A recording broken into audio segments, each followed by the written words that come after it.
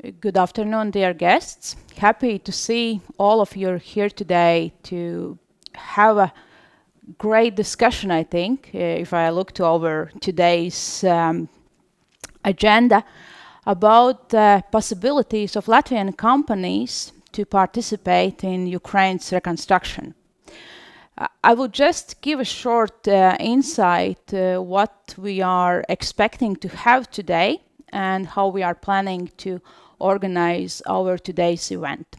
So the first part we are having in English because we have some great guests from different international organizations.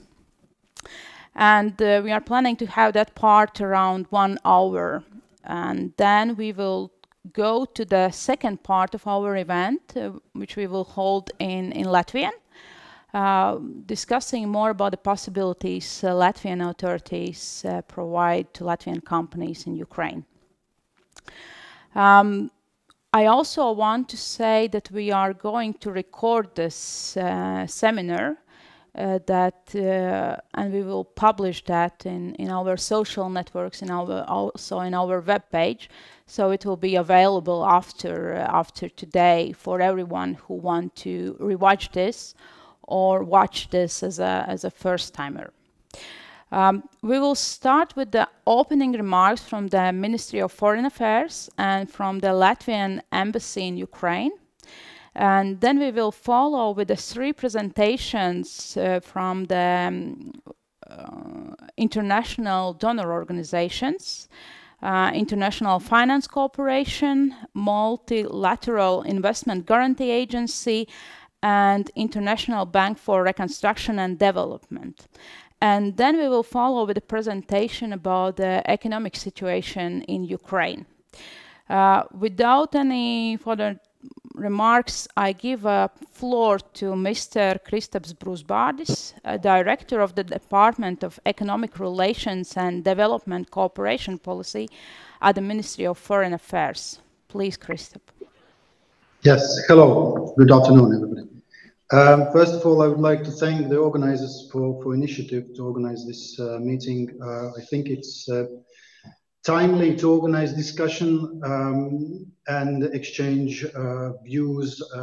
What can we do for Ukraine's reconstruction and how things will be done from different perspectives. Unfortunately, war continues. Russia's aggression against Ukraine continues. And still, we have to do everything possible to support Ukraine's army and efforts to fight against Russian aggression. And I would like again to thank all the business community in Latvia, entrepreneurs who are actively supporting Ukraine in this endeavor. This is most welcomed and we appreciate what you are doing.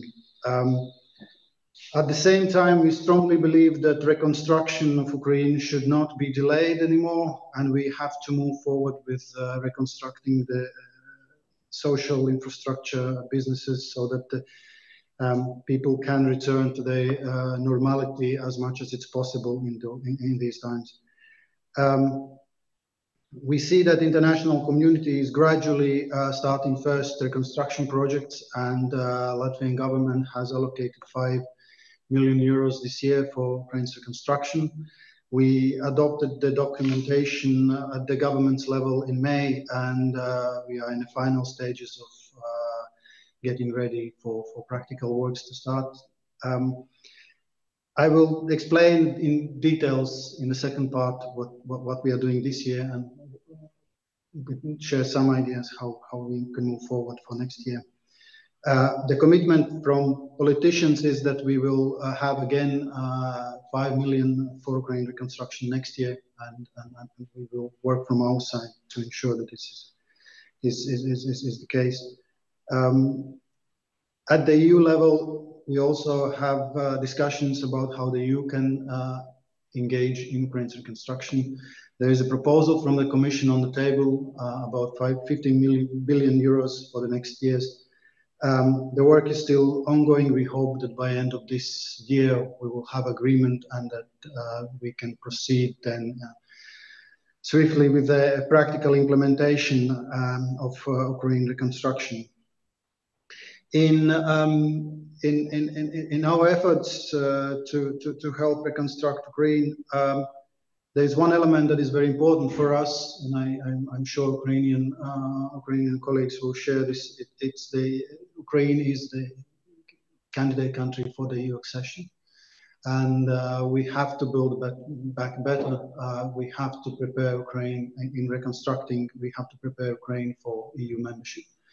That is very important element in this, and I think that is something that we, as the government, from government side, will take into account.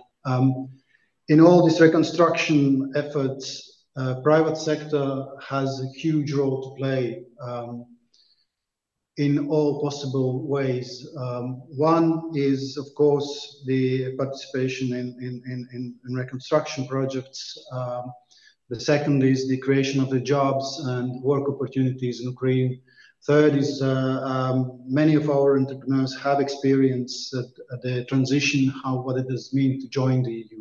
So that is the know-how that we can share with Ukrainian colleagues.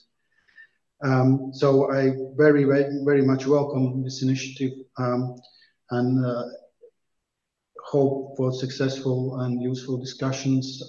We will continue in a second part, but yeah, wish you good luck with the discussions, and hopefully this discussion and exchanges will be continued in the future. Thank you. Thank you, Mr. Brusbārs, for your opening remarks. Some information you shared was news to me, and I think also for the rest of the business community joined today. I now give a floor to Ms. Madara Siliņa, Deputy Ambassador at the Latvian Embassy in Ukraine. Please, Madara.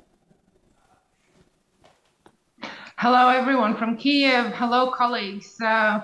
Yeah, I've just recently moved to Kiev to work on construction and reforms here in our embassy, and before that I was a part of Mr. Brusbārs' team, so it's a pleasure to join this event. And Kristaps already mentioned a lot of very important things. Just to add a few accents as well.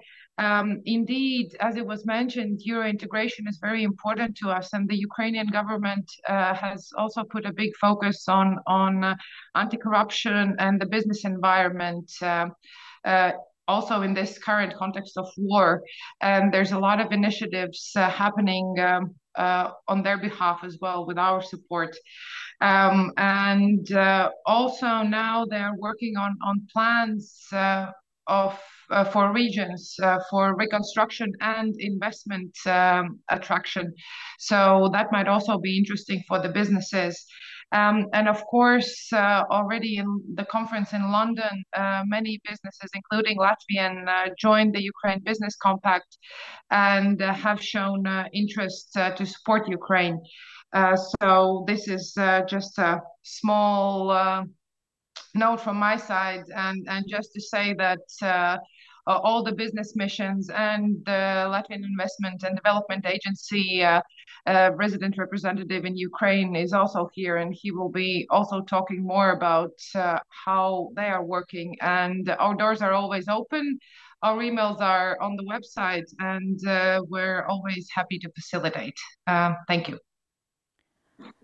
Yes, thank you, Madara. We are definitely looking for our future cooperation, and thank you for your work done so far to support Ukraine and Latvian and companies and people helping Ukrainians to win this war. Thank you. We will now follow with the presentation by Elena Voloshina, and sorry if I'm pronouncing your name and surname incorrectly. And she's head of operations in Ukraine at the International Finance Corporation. Please, Elena, the floor is yours. Good afternoon, ladies and gentlemen. It is my honor and pleasure to be here and to represent the International Finance Corporation. Alongside with my colleagues from IBRD and MIGA, we all represent the same institution, the World Bank. But we do have different mandates, and the mandate of my institution, International Finance Corporation, is to develop the private sector.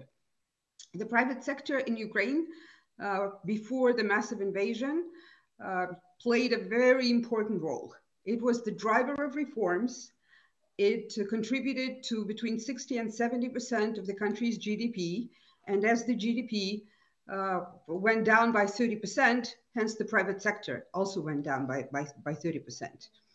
The private sector and my clients in my home country are experiencing damages to their infrastructure, stolen assets and goods, and loss of workforce. You know that a lot of people have moved out of Ukraine, and there is an issue with finding labor.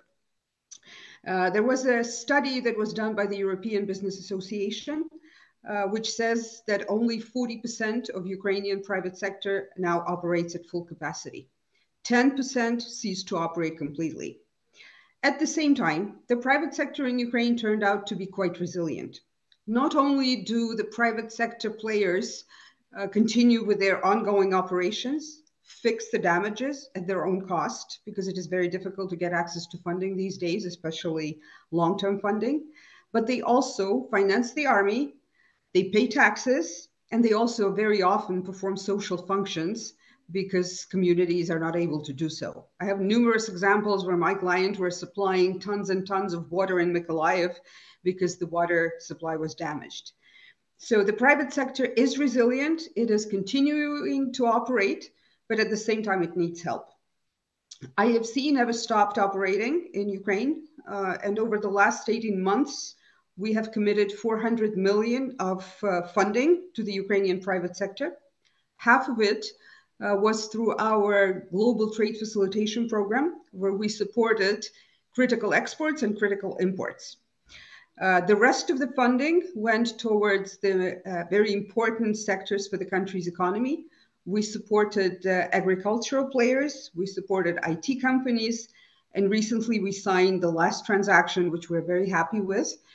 We signed a risk-sharing facility with a local bank that would allow the bank and the leasing company with the same owner to expand its access to smaller and medium-sized companies, including smaller and medium-sized farmers. In December of last year, the board of IFC has taken an unprecedented decision to approve up to $2 billion worth of funding that IFC is ready to provide to the country in the upcoming 2 years. And we have started already implementing that program. The reason I say it's unprecedented is that usually IFC does not provide financing to the countries where the war is still ongoing. But in the case of Ukraine, that decision has been taken, and we are allowed to operate, and we're continuing to operate. We have a healthy pipeline for that $2 billion, and we're also raising donor funding because the decision is that out of the $2 billion, $1 billion is going to come from IFC's own account, and $1 billion we need to get partners to co-finance with us. But we also expect a multiplier effect of those partnerships, because we believe that as a result, the private sector is going to get $4 on the $2 that each of us is providing. In parallel, we're implementing a very large advisory program in Ukraine. It's probably one of the largest advisory programs globally. Today, we've refocused some of it. For instance, we were implementing an energy efficiency program in Ukraine for the housing sector with the funding from the European Union and the government of Germany. 50 million of that funding was now repurposed to provide housing for internally displaced people. And there's more amounts that will be repurposed for that cause. We are very active in agri. Traditionally, because of the importance of the sector, we have been very active in agri all along. We provided a lot of financing to the agricultural sector, but now we're also looking strategically at what can be done in terms of unleashing the problems, you know, the bottlenecks with Ukraine not being able to export through traditional deep water ports. So we're looking at alternative routes, what needs to be done there, debottling the exports to Europe. We're looking at how we can partner with aggregators to put together a program whereby we finance smaller and medium-sized farmers. And we're also looking at opportunities where Ukraine can move into more value-add processing for agriculture in order to reduce the volume and increase the value of agricultural exports. Infrastructure is another big sector where we're focusing a lot of our attention. We together with EBRD, we were advisors for the first 2 port concessions that took place before the massive invasion. And as a result, the 2 concessionaires were good international companies that participated in those tenders. So we are planning to expand our PPP engagement. We signed an MOU with the government that IFC will be strategic advisor for the government for bringing in the private sector. So we're looking at expanding PPPs to other sectors beyond ports. We've re-engaged on the next concession of Chernamorsk port, but we're looking beyond. We're looking at healthcare, we're looking at energy, and we're also looking at streamlining the PPP, because normally, in the normal context, structuring a good PPP takes about 18 months. Ukraine doesn't have that time. So we're trying to see how we could streamline the procedures, but at the same time, not to lose the fundamental essence of a public-private partnership. We're also doing a lot of analytical work. You know, the colleagues from IBRD have put together a study, Rapid Damage Needs Assessment, which came up with a number of over $400 billion that is required for Ukraine. Well, the estimate, our joint estimate with colleagues from the bank, is that about 1/3 of it can come from the private sector. However, if we're really talking about building back better, and if Ukraine was to implement reforms, that amount can be doubled, if not tripled. We're currently we put together an analytical piece on the possibilities and opportunities for the private sector, but divided by different sectors. And just to give you an example, in agri, if Ukraine was to implement reforms, there was almost no need for the public sector money, except for maybe repairing the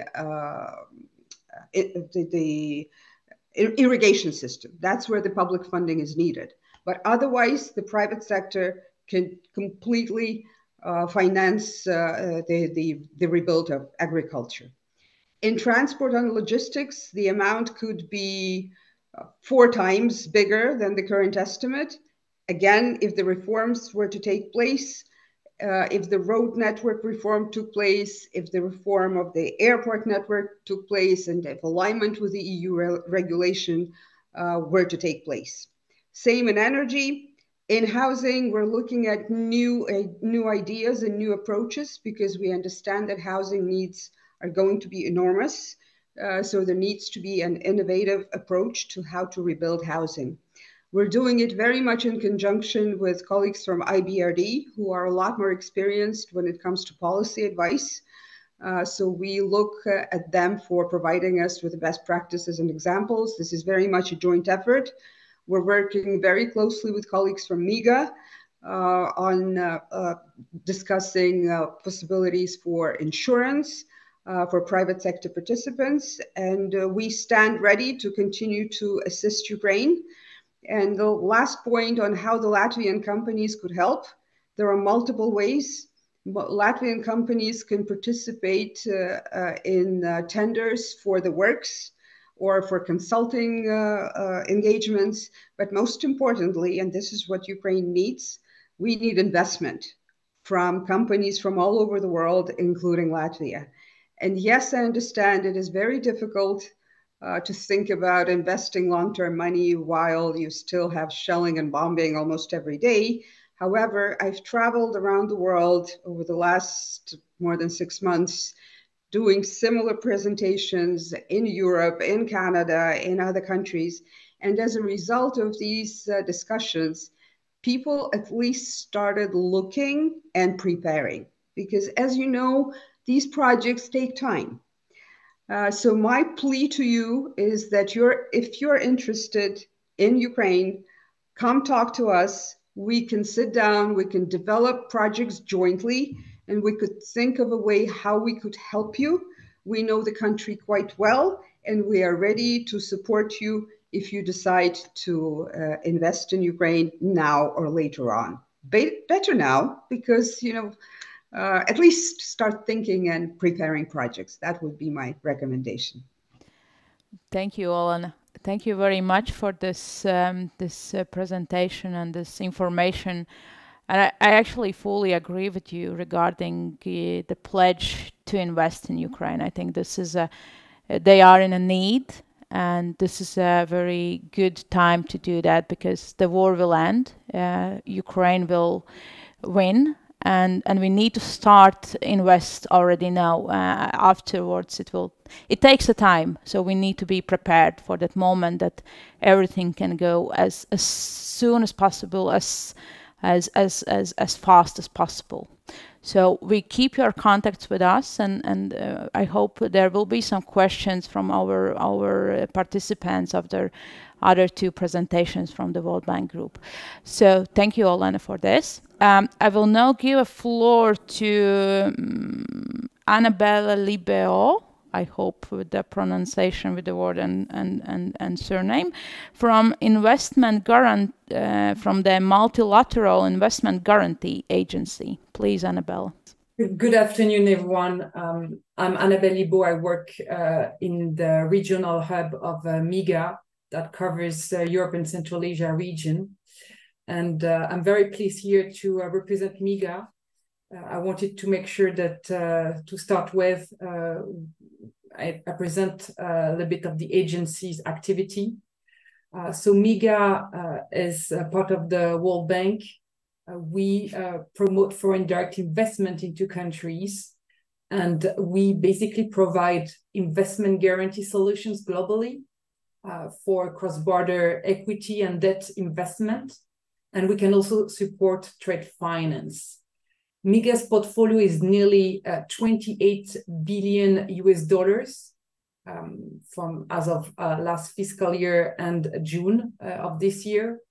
And we have reinsured approximately 65% by private reinsurance of that particular portfolio, which allows us to leverage our own risk capital in the market.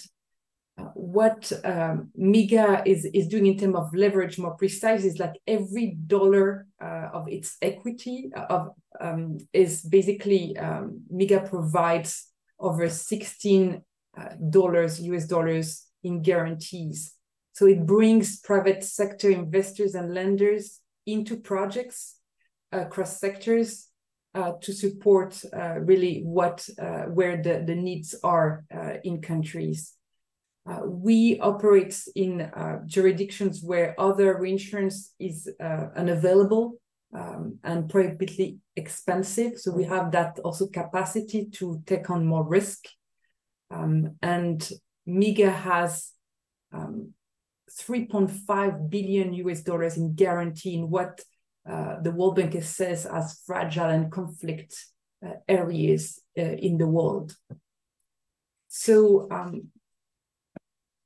in terms of the MIGA coverage per se, and that's applying here for Latvian investors and lenders, basically to support Ukraine, it's to help through their equity or debt financing to support business in Ukraine, what we call here in this slide host country. So again, that could be across sectors. And we are keen, as my colleague Ilona said earlier, explore together opportunities that you have in mind in the early stage, so kind of upstream engagement to brainstorm about projects, to bring new ideas, and to see how we can de-risk the investment that you are contemplating into Ukraine and support these afterwards with our guarantees. We can support up to 95% of debt financing and up to 90% of equity investment. So let me maybe just show you a brief slide here on the product lines that we offer. So we have political risk insurance here and trade finance. The political risk insurance include 4 different coverages: the transfer restriction and currency convertibility, expropriation of funds of assets, war and civil disturbance, which includes sabotage, terrorist, coup d'etat, and breach of contract by governments and state-owned enterprises. Oops, sorry about that. And then our trade finance product. So here, what I would like to focus this presentation on is really what the sort of MIGA's response strategy for Ukraine, so that you understand a bit better how we have developed our engagement in Ukraine. So to start with, I mean, we, since the beginning of the invasion, MIGA has adopted a phased approach towards supporting the private sector in Ukraine. During the ongoing war and initial reconstruction, our focus is really to support trade in goods and services through our trade finance guarantees, and that's in collaboration with the IFC, the EBRD, and other partners. We also would like to support liquidity and working capital for the private sector through our political risk insurance guarantees. And that's for international banks, namely with branches in Ukraine.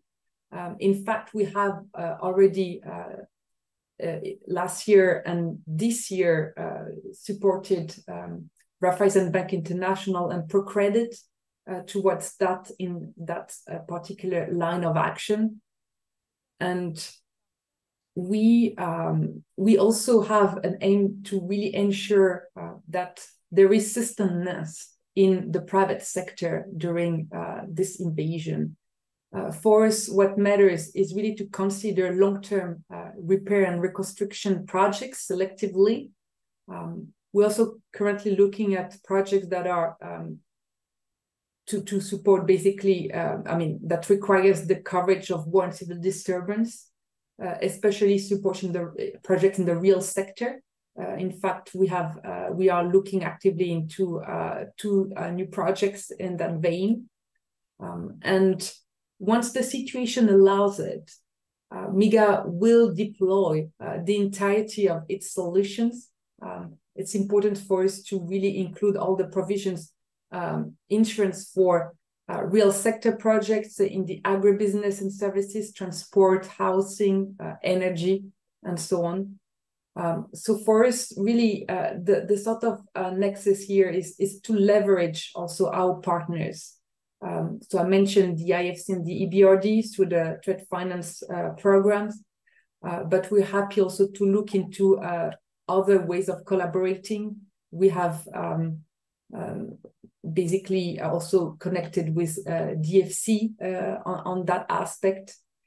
And there is something that is important to mention here for Ukraine, is that currently there is virtually no private reinsurance, or barely none, available for Ukraine beyond 1 year. And that is something that obviously creating some constraints for us to come in and do more. What we have achieved so far in Ukraine, just to be clear, is support to the private sector through the financial sector, and helping continuous lending, especially into critical industries that are vital for the country at this time.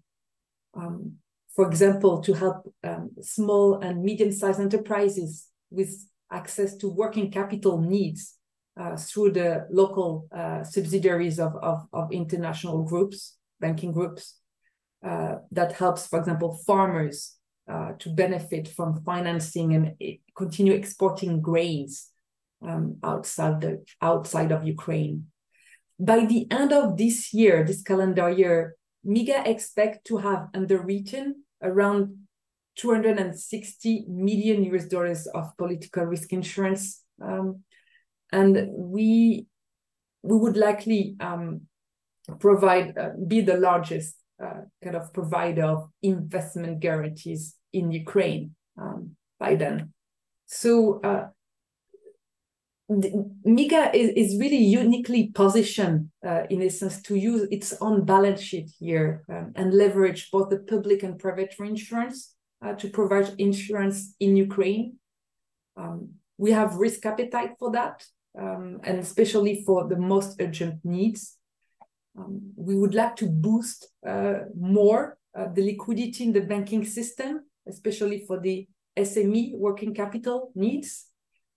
Because the SMEs are core elements of the local economy, fluency and fluidity in terms of trades of goods and services that are needed for the local population.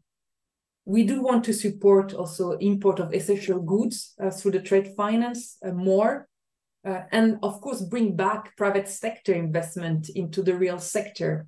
And that's something that we would especially emphasize during the reconstruction period. So there are here sort of two critical pathways, if I may say, in terms of how MIGA can leverage its own capital base and underwrite more projects.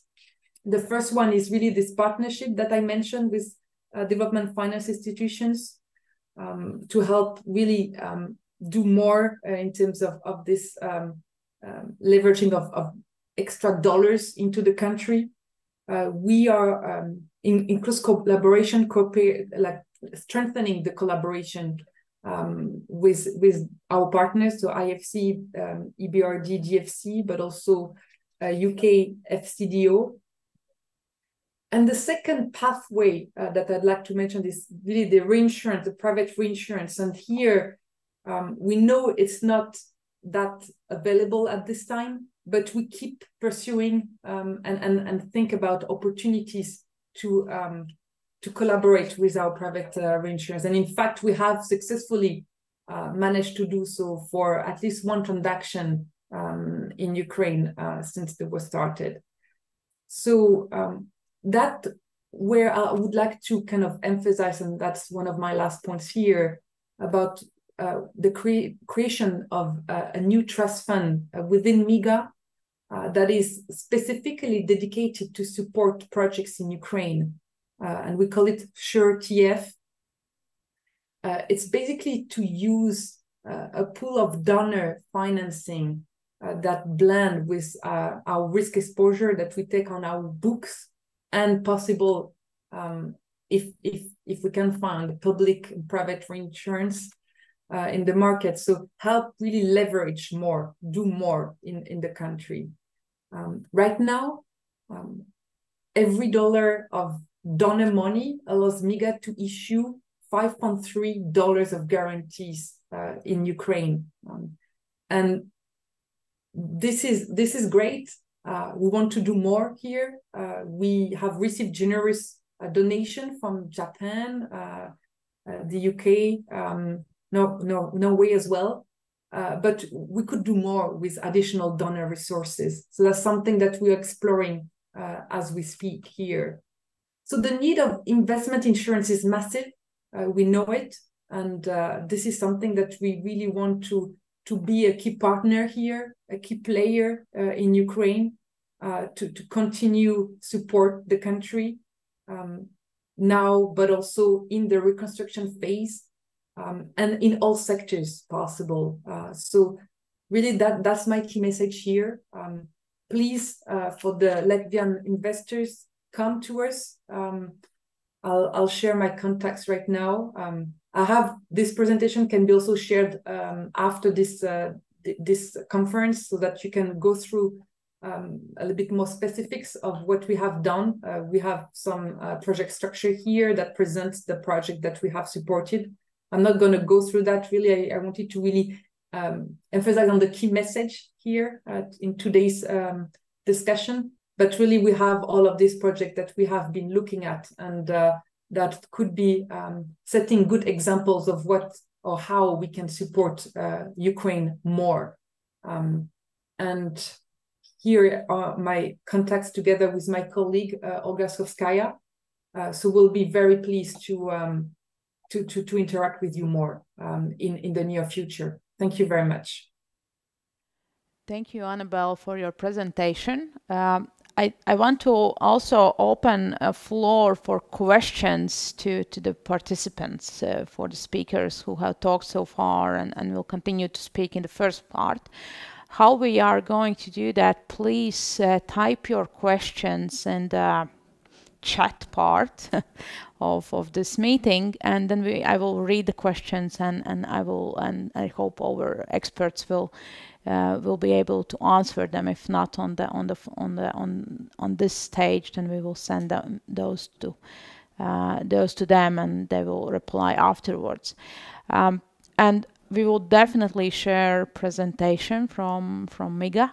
I think it's very useful work you're doing there, and it's also very important that Latvian companies who already works or want to work with Ukrainian companies understands that they have a lot of support, financial support and insurance support from the international donors, and that all together works for reconstruction of Ukrainian economy and for a safe future cooperation. So thank you very much for this.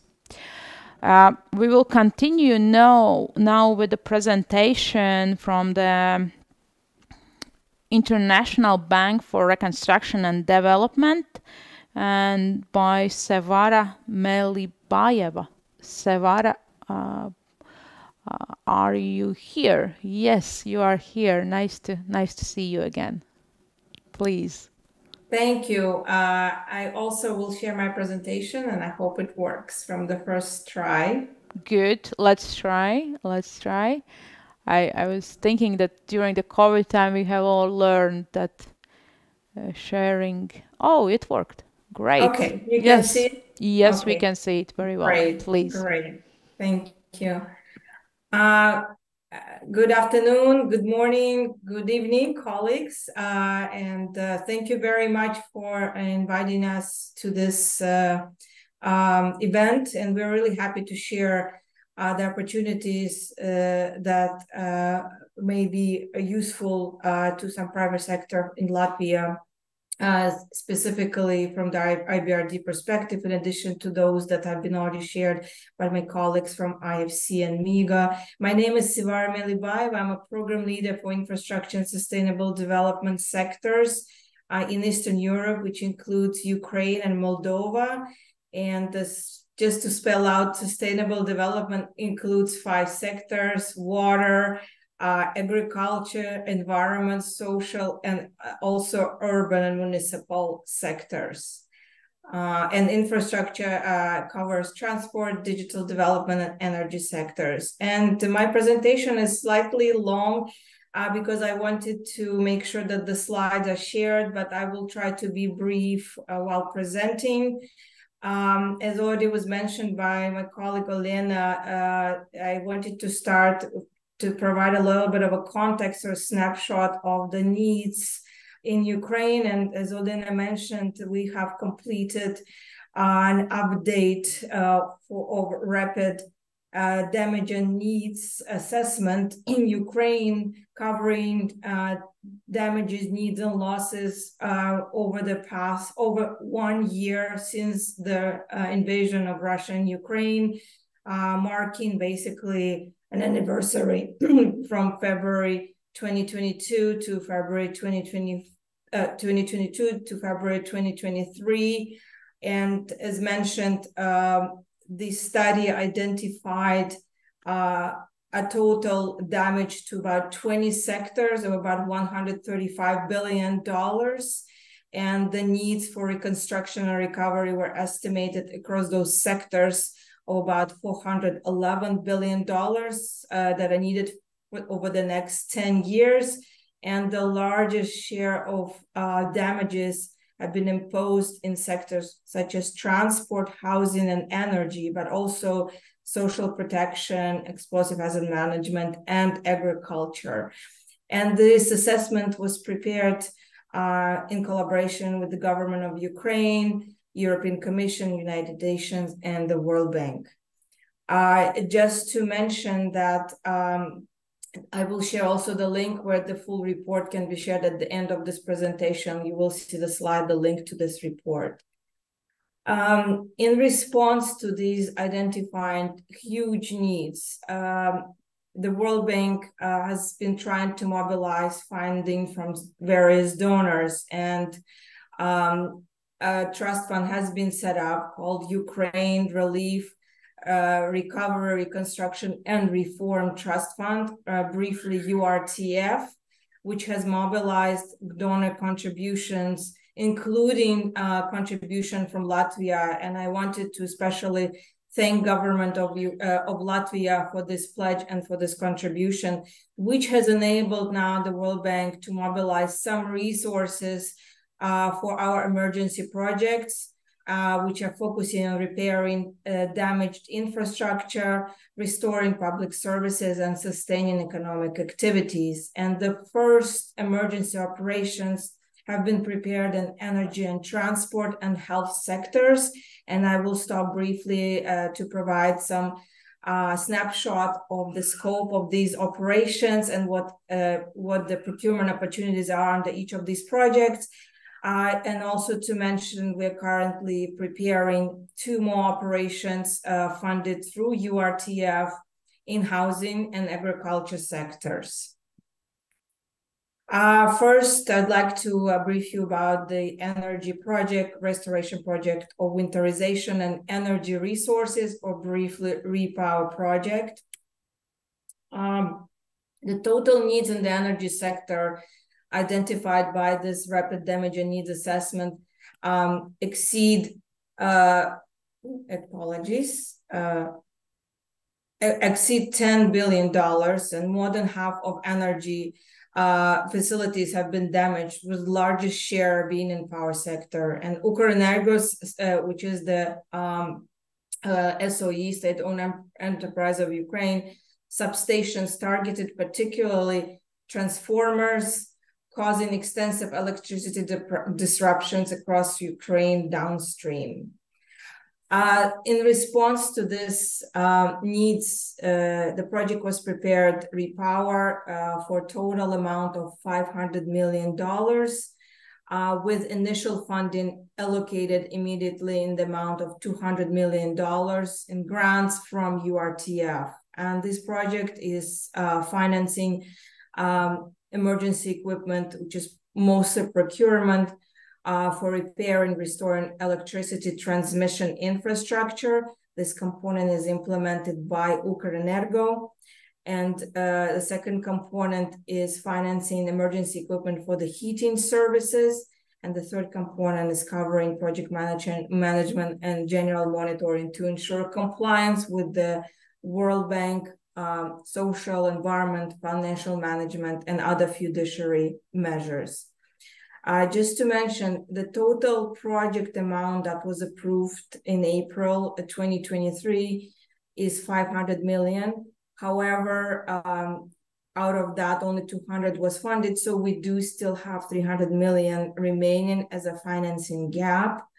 All 200 million that was already allocated is financing the first component, which is focusing on electricity transmission infrastructure repairs. And the component on heating infrastructure is still not funded. So we're still trying to raise some resources in order to fund this second component. As mentioned, the project was approved in April by the World Bank, and the grant agreement was signed immediately after. There was a vendor conference conducted in December and April with potential companies who could participate in the procurement and the bidding under the project. Up to this moment, the procurement tenders are going to be launched by Ukrenergo in September 2023. So please be on the lookout, because this is coming up very soon. The procurement plan is already available in the project document. I will tell you at the end of this presentation how you can access this information.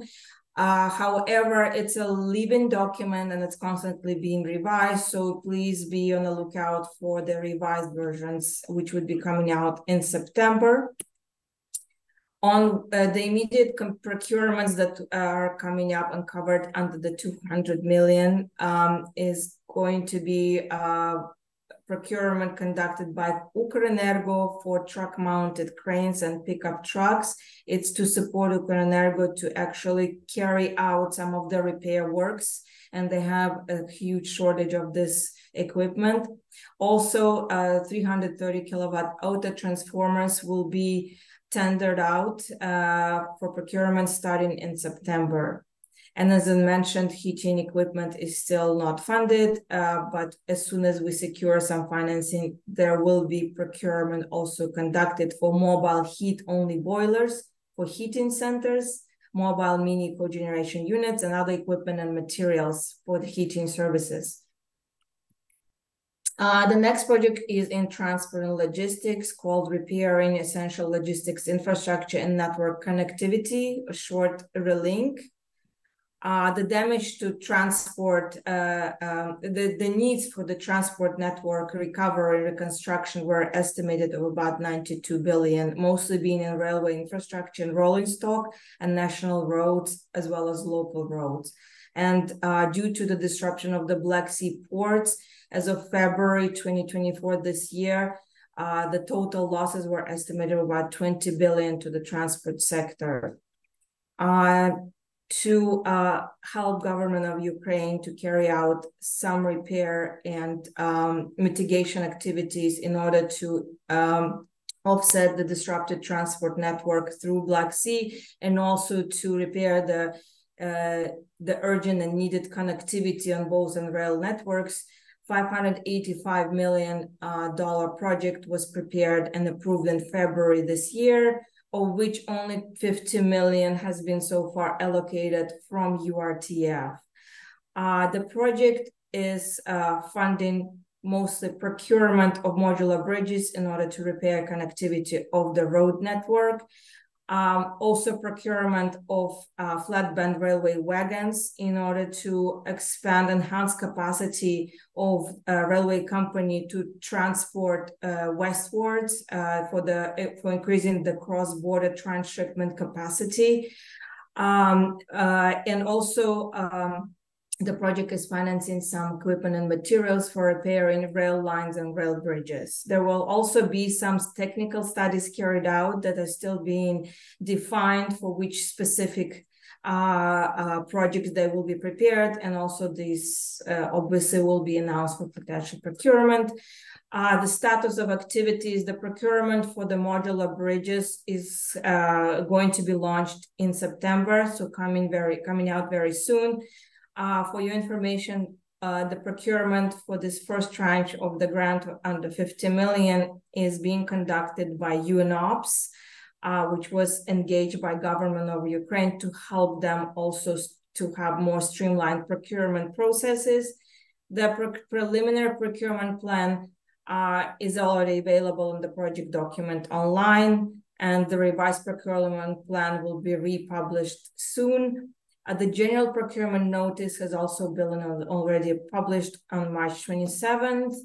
The procurement for the materials for the rail lines and bridge repairs has already been launched at the end of June.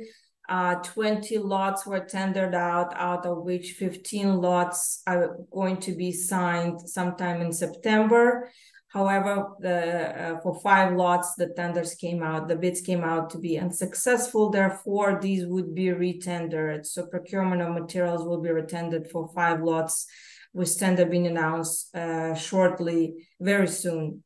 Procurement and production of flatbed wagons is being done through direct contract, which was approved by the World Bank, given the urgency and the need to produce these flatbed wagons that are also suitable for Ukraine network within a very short time frame, and to be delivered also within a very short time frame. Therefore, the decision was made at the request of the government to procure these and produce these flatbed wagons through direct contract. This is just to mention what will be procured again as a summary and for how much. Next project I just wanted to mention very briefly is the Health Enhancement of Life-Saving project in Ukraine, or shortly HEAL. I just wanted to provide a little snapshot of what this project is about.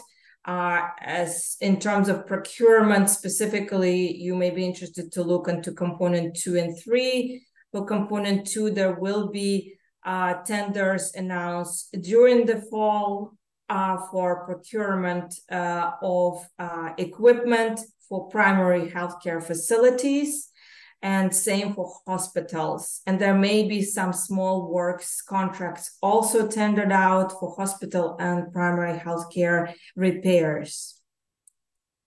As I mentioned, the housing project is under preparation. This just gives you a little snapshot of this project, what this project will include, will cover. This project is going to finance mostly compensations to households to enable them to conduct some small repairs of their houses and apartments.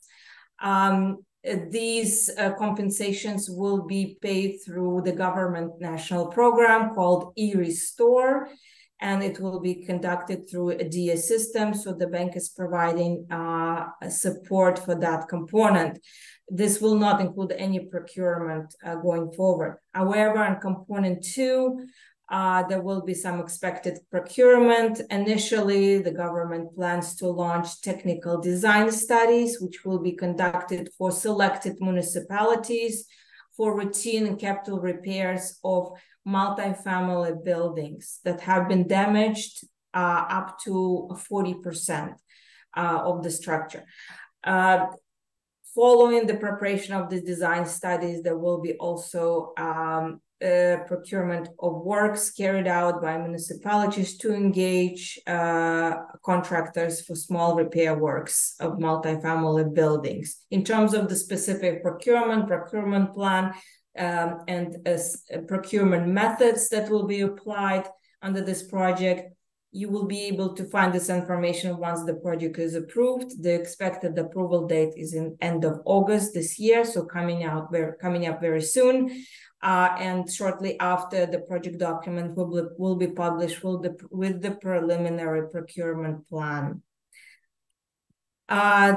Also, another project under preparation is in agriculture called Agriculture Recovery Inclusive Support Emergency Project, or ARISE shortly. It's expected to be approved by the end of September. It's currently under preparation. This project does not anticipate to include any procurement. The project will support the government's program to provide access to financing to large and small farmers in order to enable harvesting this and next year.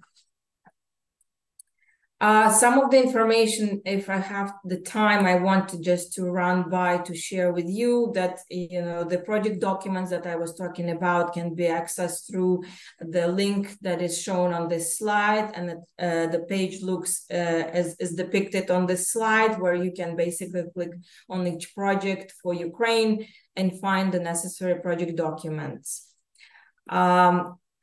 Also, how can you find some business opportunities, specifically in Ukraine or any other country? In fact, these opportunities are usually published and accessible through the United Nations Development Business website. Also on the World Bank site, you can access procurement notices that have been published for projects by country. And also in Ukraine specifically, you can find the information related to all the procurements in Prozoro, which is a government system. It's a hybrid electronic open source government e-system. And very briefly, this is the UNDP site. If you go to projects and tenders, which probably you know about, you can find the upcoming tenders for Ukraine specifically as well. This is the general procurement notices that are published. This one is an example from the health project, and it provides the contact information of where you can find or you can seek more detailed information on the upcoming procurement. And this one is an example of the one that was published for the Rail Link project specifically, then lists some of the potential procurements that will be carried out with the contact information for the railway component specifically. And this is basically also just wanted to share with you at the request of my procurement colleagues that there is also an app, World Bank Procurement app, which you can also download if you would like to receive some alerts and information on the procurement activities. These are some of the links to the resources that may be useful. Once you receive this presentation, which will be shared with you, you can find additional information. Happy to answer questions and or happy to put you in touch with the team leaders for each of the projects that I have covered to if you need a bit more detailed technical information. Thank you. Thank you, Sevara. Thank you very much. I think this was more than useful, and we will definitely share a presentation. I can only remind everyone to write their questions in chat if there's some questions. I have one question. I will ask that because I think it's somehow related with the presentation of MIGA. The presentation Annabelle did. The question is about the working capital for short-term loans to SMEs having contracts with Ukrainian railways. Can you see that question in chat? Is it something MIGA is doing or you are mostly located in Ukraine and supporting Ukrainian companies? So is the question, I'm trying to understand exactly which angle the question is referring to here, but I can explain a bit more maybe of what I was saying about the supporting working capital and short-term loans to SME in Ukraine. So essentially, we have, through the expropriation of fund coverage that we have, supported subsidiaries of international banking groups that are present in Ukraine to de-risk at the consolidated level, at the group level, the risk-weighted assets that is linked to this particular subsidiary based in Ukraine. And with that, that has unlocked capital relief that helped on lend more into the country and support, therefore, local businesses. So that's the sort of mechanism that we have used to support more lending into the Ukrainian economy through the SMEs, but also could be corporates, right? It's not only SMEs, but it just happened that some of these banks have actually a focus that is SMEs lending. Thank you. And in such way, you are strengthening Ukrainian companies, and if Latvian companies are working with them, it's more safe for them as a partner for export or import or any other investments or cooperation. Okay, thank you for this clarification. I see another, yes, like a clarification. I will now move forward with our last presentation in this part by Alexandra Betley. She is the leading research fellow at the Institute for Economic Research and Policy Consulting. And she will give us a short insight about the economic situation in Ukraine at the moment and how it's doing economically. Please, Alexandra. Yeah, hi all. Thank you for the invitation and possibility to talk about Ukraine here as well.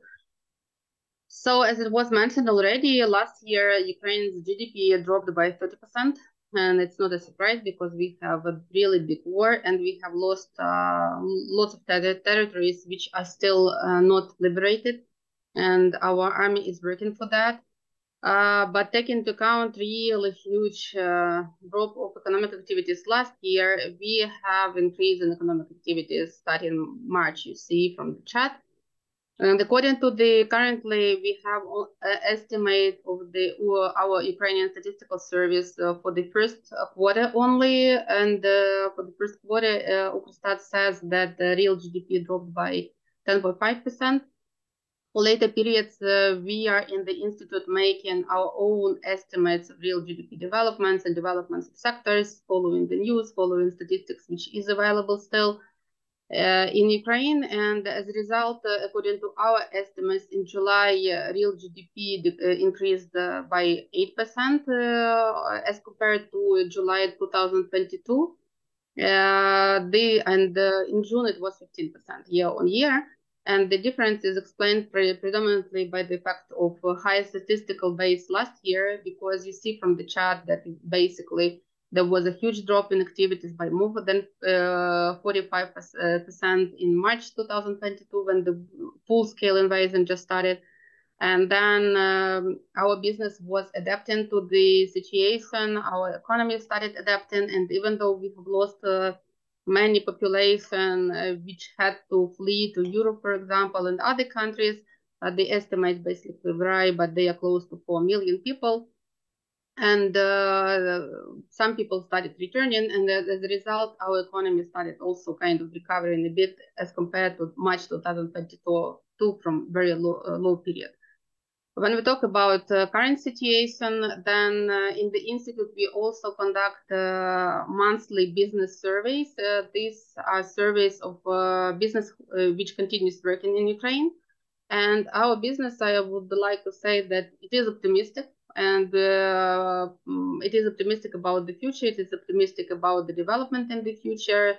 They are talking about, some of them are talking about expansion of the business, even though one of the biggest problems they face is uncertainty, so they cannot really plan. Many companies cannot plan for the future, like for a long period. But when we talk about impediments for development, these are danger of work. This we talk about that there could be missiles and drone attacks on companies. Another problem is logistical problem. Another one is increasing input prices. And so basically, when we talk about logistics, so this is a problem related to the war. That and especially it increased in July again because Russia closed seaports again and started bombing river ports. But our railway company continues working, operational, and freight transportation by cars is also there.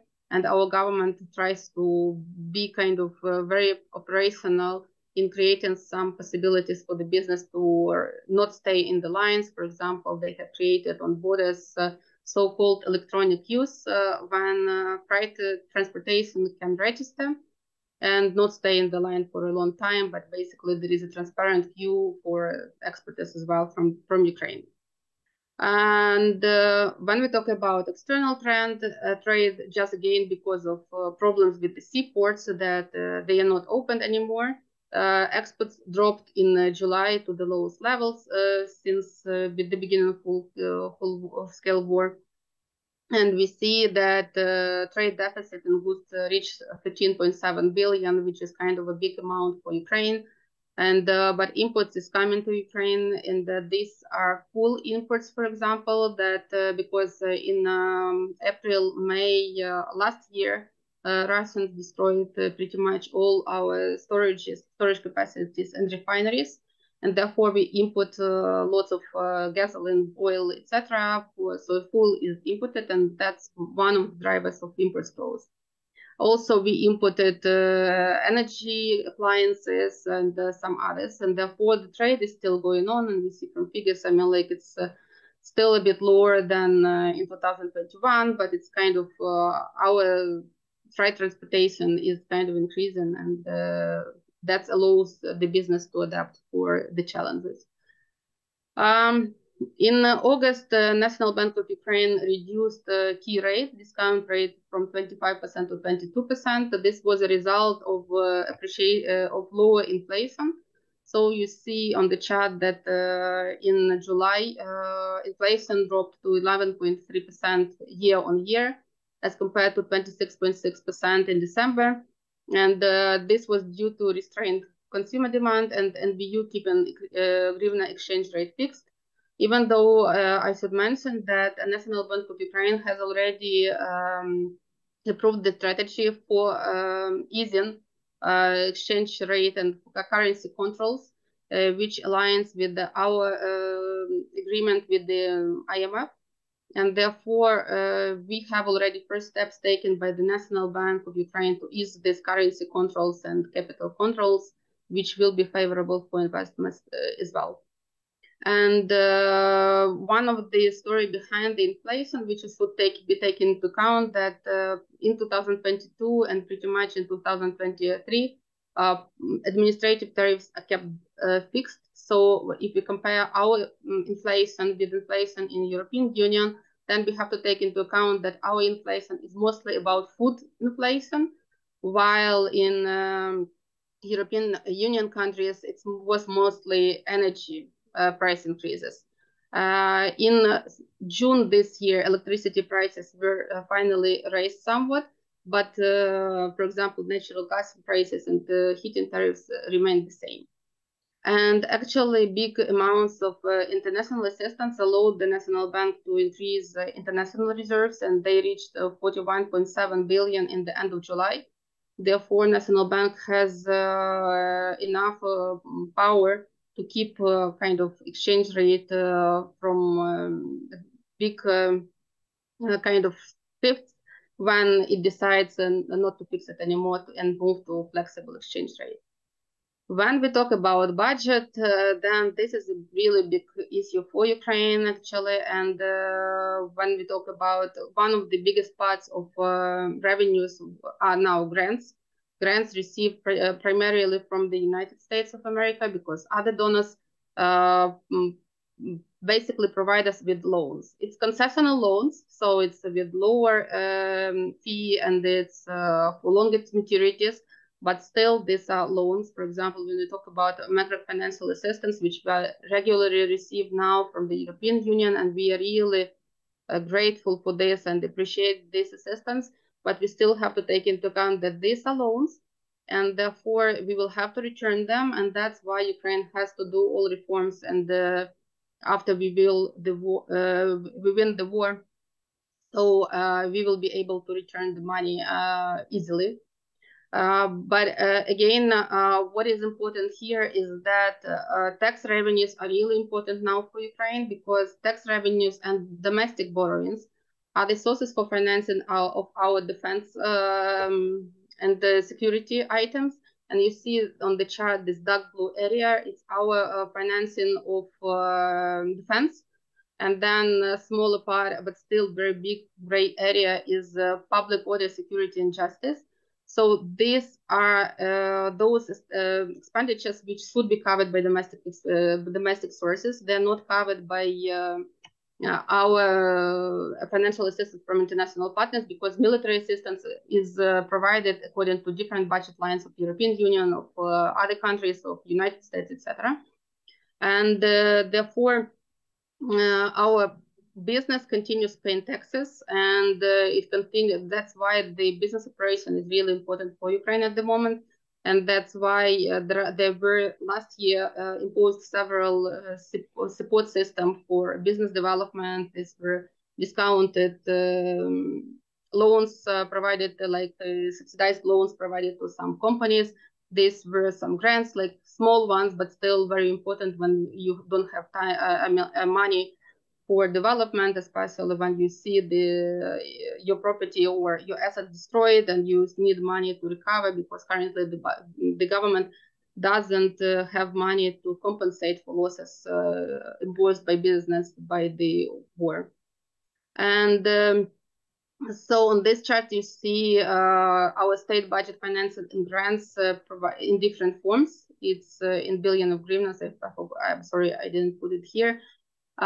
So basically, we have grants which are important, because especially most of grants are provided by United States. And we have external borrowings, which are concessional loans. We have war bonds in to National Bank of Ukraine. They were a very important source of financing last year. but take into account that it wasn't sustainable for macroeconomic situation. They are not there now because we have other sources of financing, and this is really good for our macroeconomic sustainability.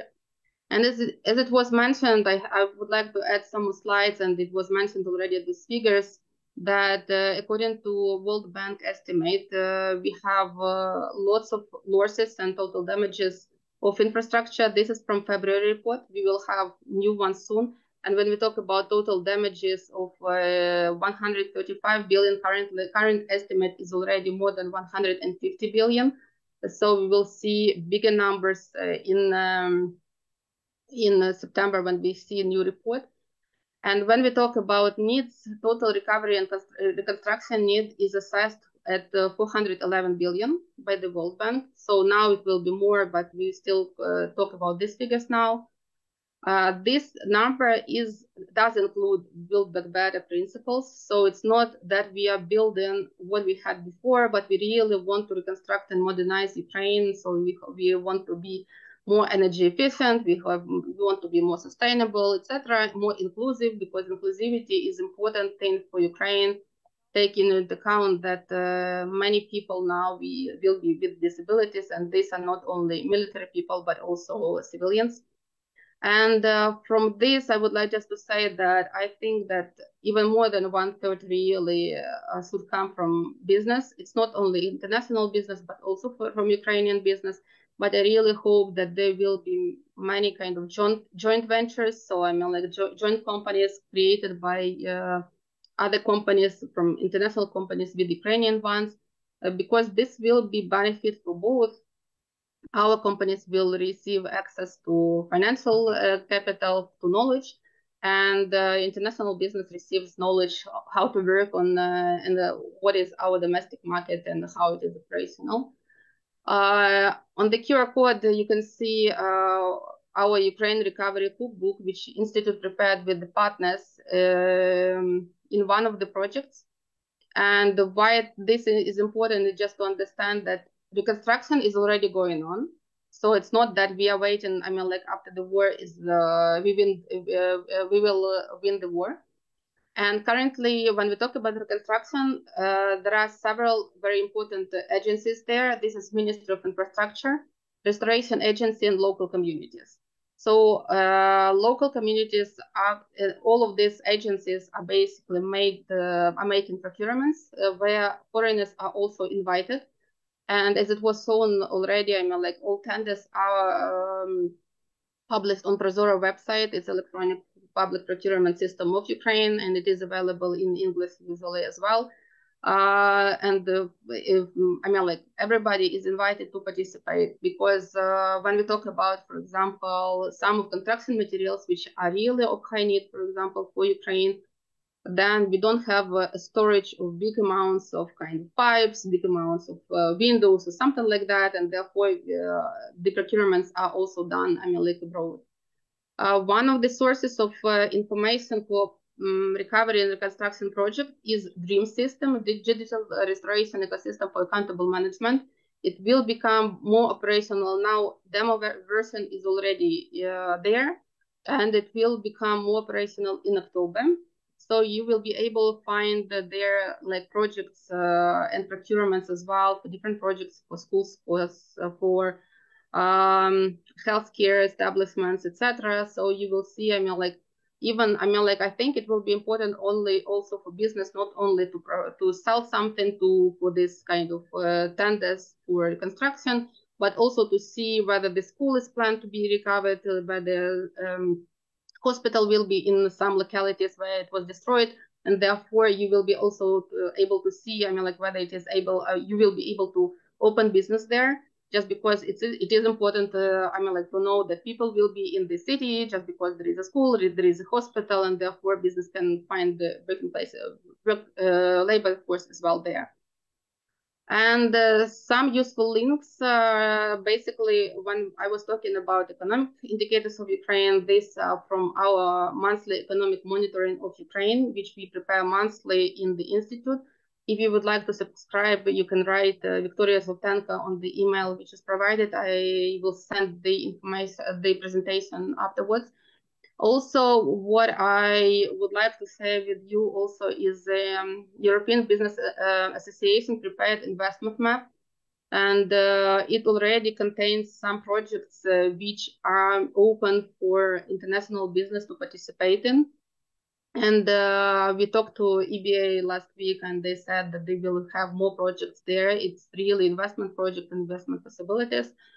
And also, I would invite you to read essay collection from Rice Coalition of Ukraine, which was presented in London. It's really, there are different essays there, and I was writing in particular that why business, like international business, should be interested in participating in investment in Ukraine. But there are also other very interesting essays there which explore Ukraine from different sides and from different angles than everybody could probably expect. For example, Ukraine is really transparent, and it has a top position in the European Transparency Index, because we still, even during the war, have lots of information open. For example, for most of units, like spending units in the public sector, we have all transactions open. We can see how the money was spent. In Prozora, you can find tenders, you can find who won the tender, etc. And there are so much more to open to explore about Ukraine, which is already, put in this essay collection. And just to mention, Rise Ukraine Coalition, we have created this coalition 1 year ago. It combines now like 50 members already. And therefore, we have members like civil society organizations working on different aspects of recovery and reconstruction. And therefore, if you would like to have some more information, you just can refer to us, and we will provide you more information if needed, and we will be able to provide the help you need probably. I think that's it for now. Thank you for your attention. I will stop here. Thank you, Alexander. Thank you very much for this presentation. Very useful. I definitely will subscribe to that newsletter about the economic situation in Ukraine. And we will also share your presentation with our participants and all our community here, so that we can get the best of information you shared with us. I would like to say thank you now to our international guests, because we will switch to Latvian.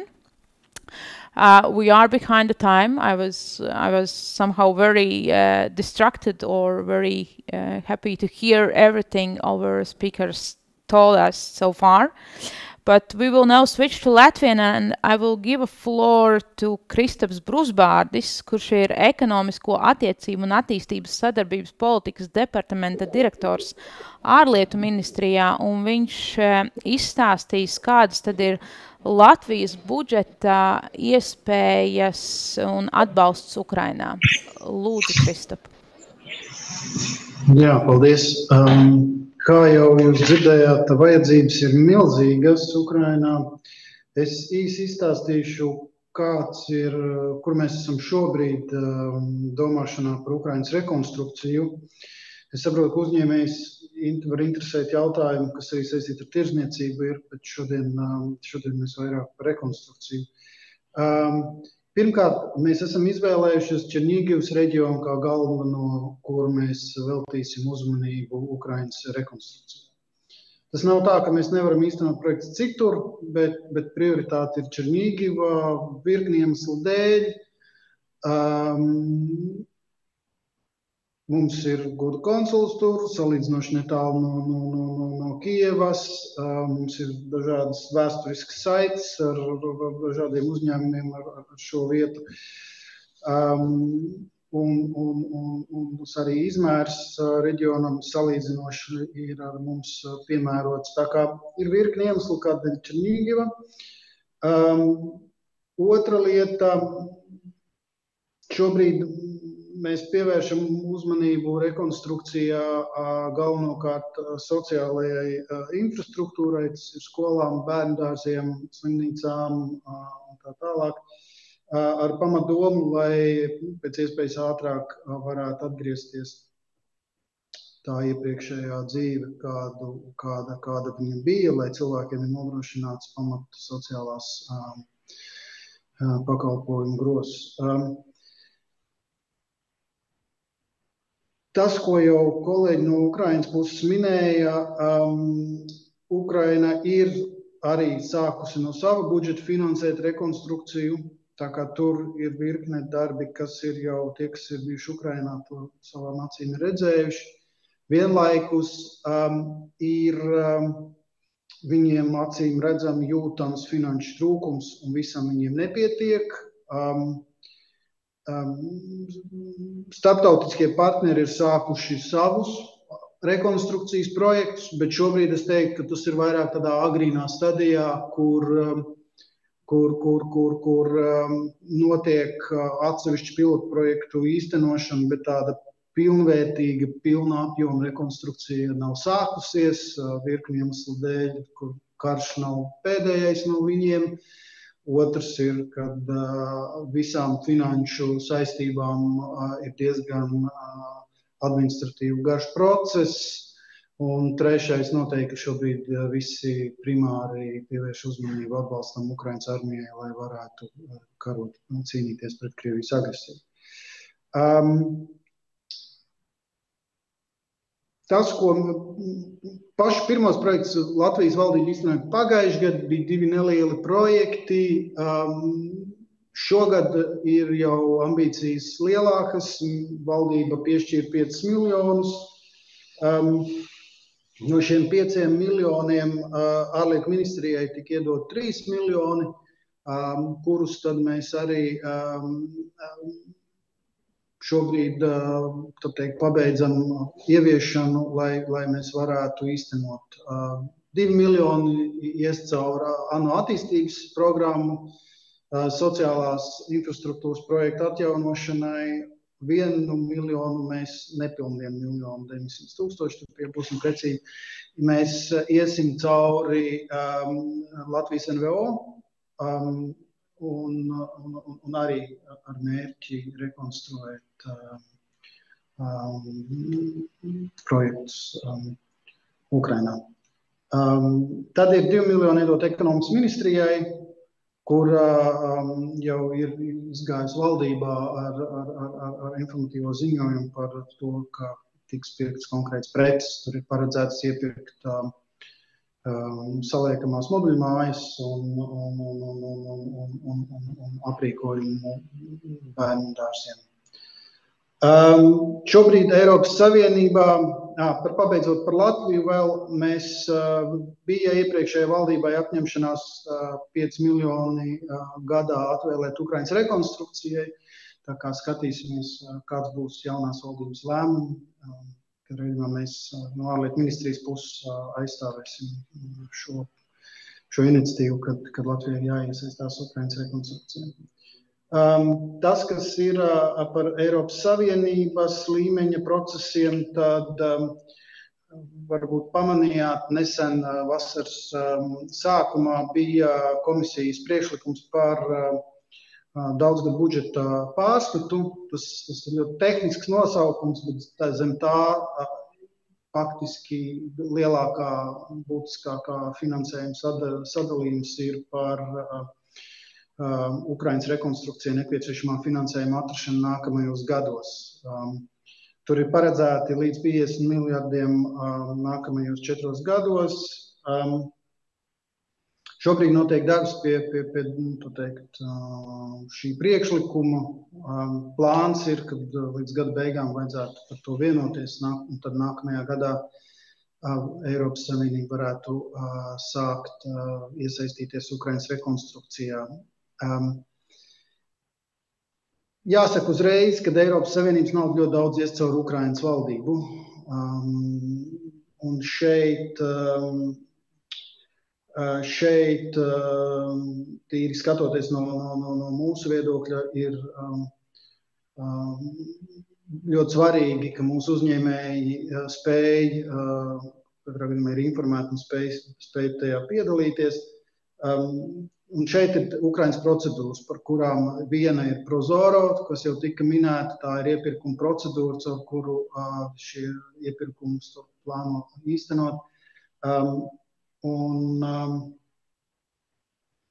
šobrīd būtu ļoti, ļoti svarīgi sākt veidot tiem uzņēmējiem, kam interesē darbs Ukrainā un saistībā ar Ukrainas rekonstrukciju, ir ļoti svarīgi strādāt ar kontaktu veidošanu. To var darīt gan starp biznesa asociācijām. Mēs zinām, ka tas jau tiek darīts. Var darīt to patiešo, braucot uz Ukrainu un tiekoties ar saviem partneriem, var iesaistīties dažādās Ukrainas atbalsta platformās. Latvijā tādu ir daudz, arī tā skaitā uzņēmējiem, kur pamatā koncentrējās uz uzņēmēju iesaisti atbalstam Ukrainā. Tagad tie veidi, kādi veidot kontakts, ir daudz. Tas, ko mēs tīri konceptuāli redzam kā vienu no izaicinājumiem, kas varbūt mūsu uzņēmējiem, ir apjomi. Protams, katram uzņēmējiem paši jūs analizējiet, pētiet un izvērtējiet visus par un pret, bet apjoms Ukrainā, ar kādiem viņi operē, ir lieli. Līdz ar to tur ir jautājums par sadarbību vai no Ukrainas kaut kādiem partneriem vai sadarbību ar citu valstu, ES valstu kompānijām, lai iesaistītos. Tad vēl par, papildinot nedaudz, ko minēja par atbalstu biznesam, ir Latvijas Altuma.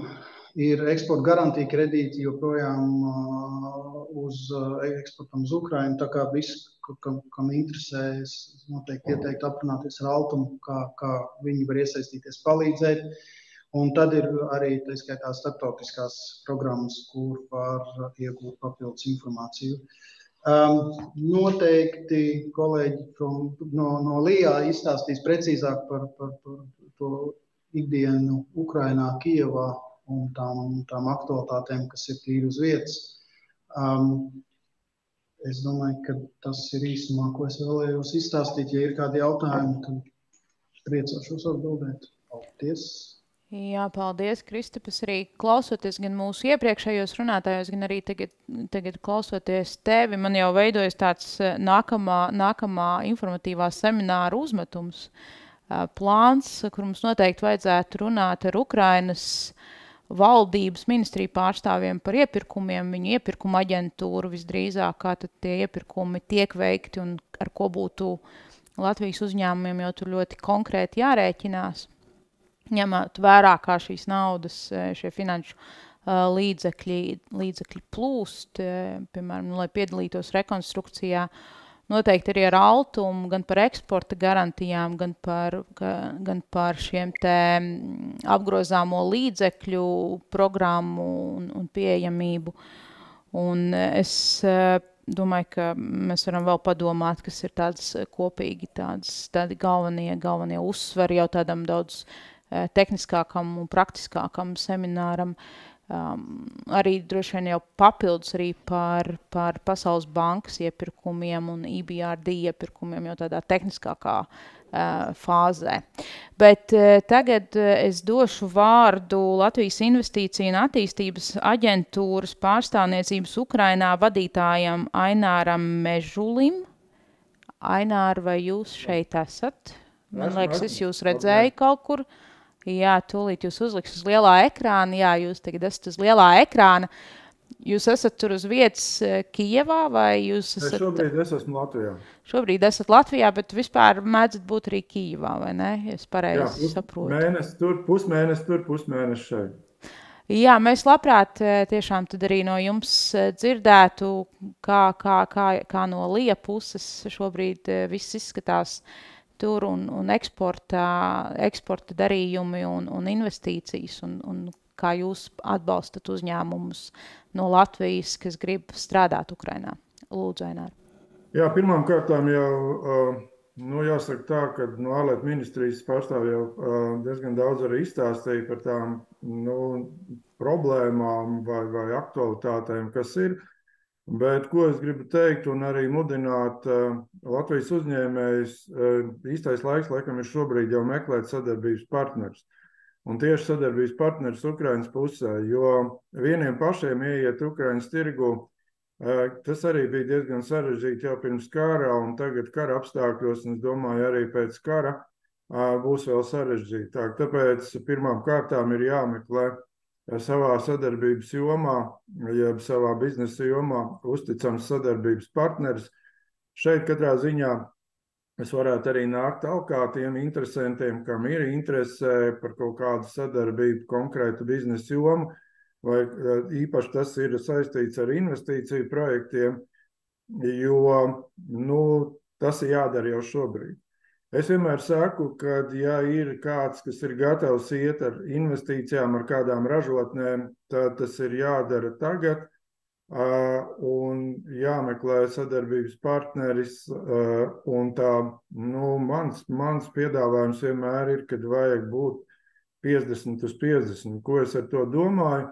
Ja jums iet ar savām investīcijām, tad jūs ejat ar pusi no vajadzīgās investīcijas summas, pieņemsim atvērt kādu jaunu ražotni Ukrainas teritorijā, un otra puse, lai ir, no uzticamā partnera, kas ir Ukrainas pusē. Tāpēc, kad vislielākā nepieciešamība, protams, rekonstrukcijā būs tieši šāda jauna ražotņa atvēršana.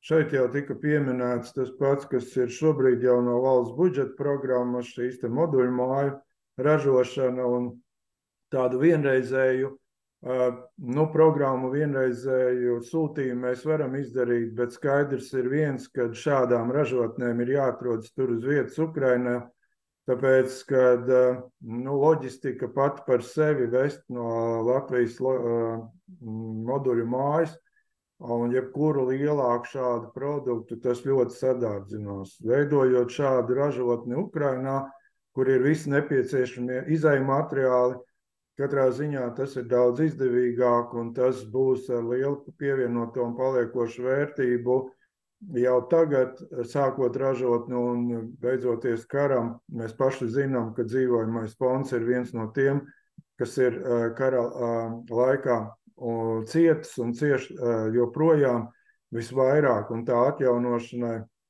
būs nepieciešami milzīgi ieguldījumi, milzīgi līdzekļi, un kā jau mēs šodien redzējām arī no prezentācijām, tad liela daļa no Eiropas Rekonstrukcija bankas, no Pasaules bankas līdzekļiem pirmām kārtām tiks novirzīti tieši šīm te programmām. Un tāpēc, veidojot šādu te kaut vai, māju ražotni, arī monolītā betonā ražotnes, tas ir, man liekas, viens no veidiem, kur mūsu ražotāji, jo mēs esam diezgan spēcīgi šajā jomā, īpaši moduļu māju un arī monolīto betonu izstrādājumu ražotņu jomā, mēs varētu iet un ar Ukrainas sadarbības partneriem kopīgi veidot šādas ražotnes.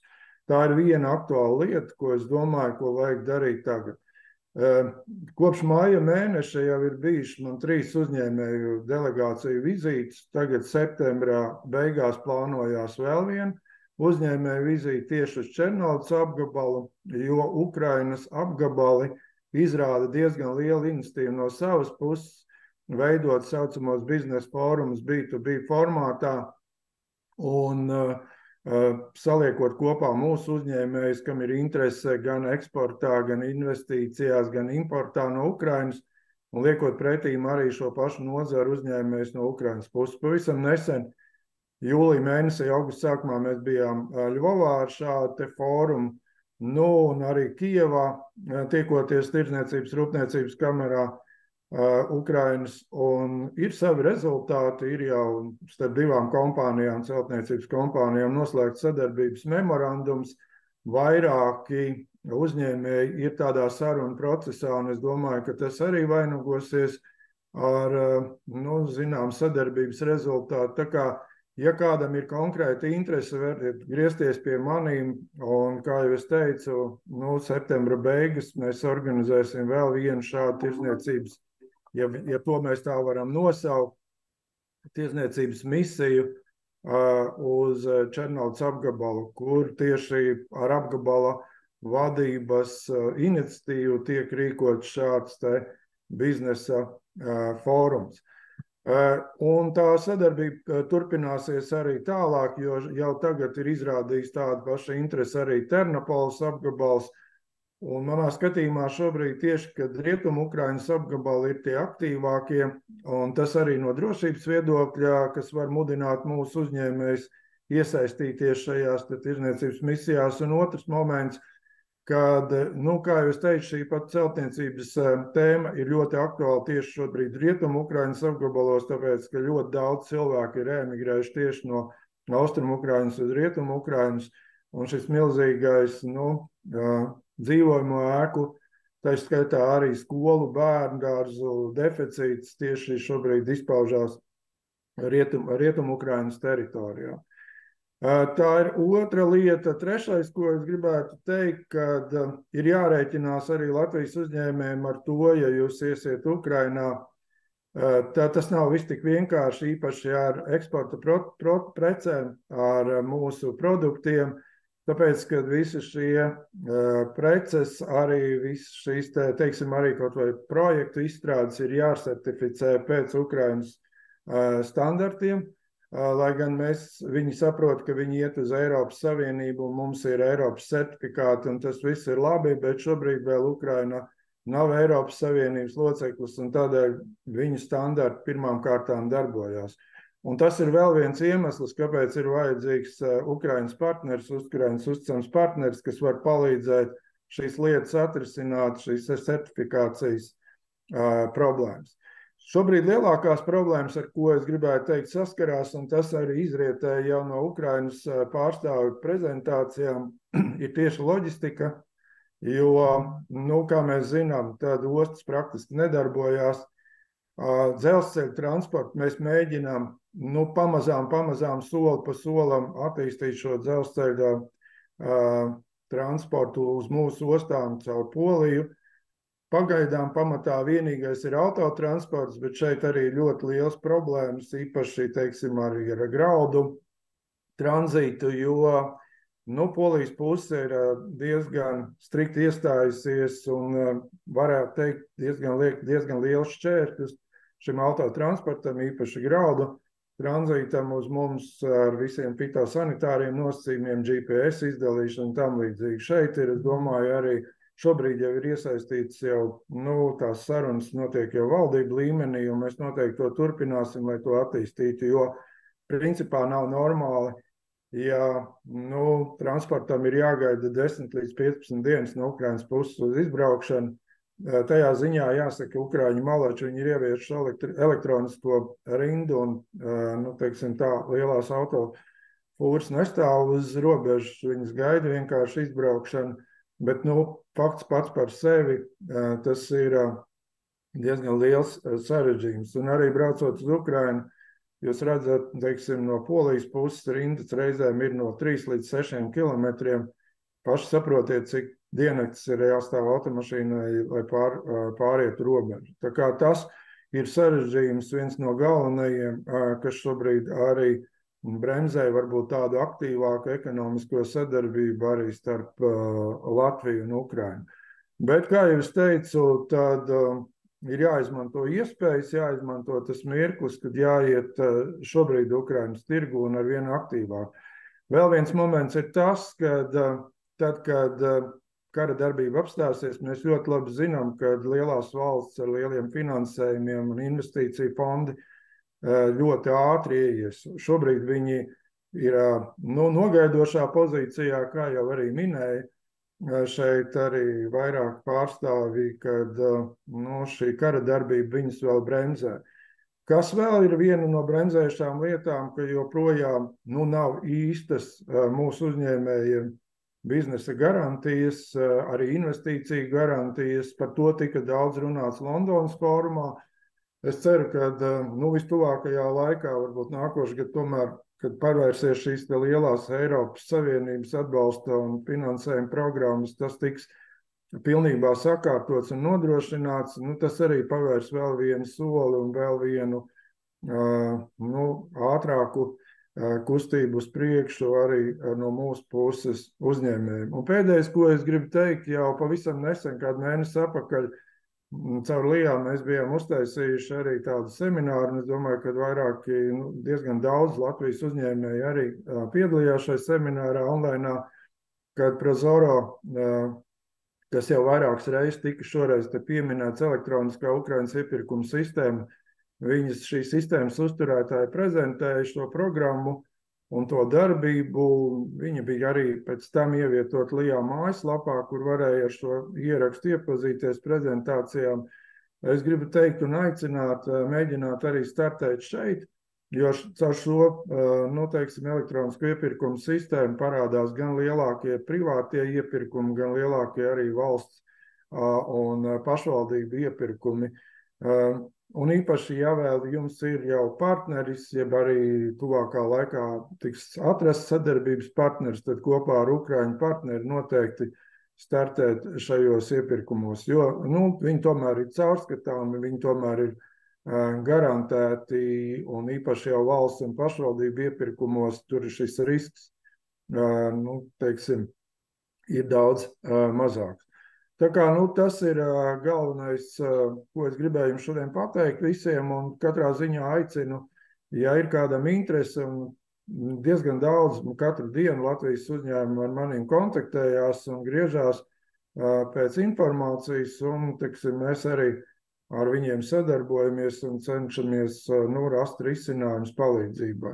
Jo mūsu priekšrocība ir vēl viena tāda lieta, ka mums ir 7 savi goda konsuli Ukrainā, kuri joprojām aktīvi darbojās, un tas ir arī mūsu tāda kā uzticamības personas, caur kuriem mēs varam arī dabūt kontaktus, dabūt papildus informāciju par vienu vai otru Ukrainas uzņēmumu. Ja, teiksim, kāds jau no Latvijas uzņēmumiem ir atradis partneri, tad šādā veidā mēs varam arī pārbaudīt to uzticamību no Ukrainas puses uzņēmumu, cik viņš ir spēcīgs, drošs, vai nepastāv kādās sankcijās un tam līdzīgi.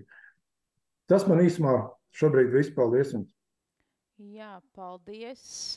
Paldies, Ainār. Arī jautājums ar lūgumu atsūtīt linku uz Ukrainas iepirkumu sistēmu. Varbūt, ja ir par rokai, var turpat tās arī tērzētavā iemest. Jā, tur ir vienkārši, tur ir Prozoro ar 2r.ua, to var apstīties uzreiz.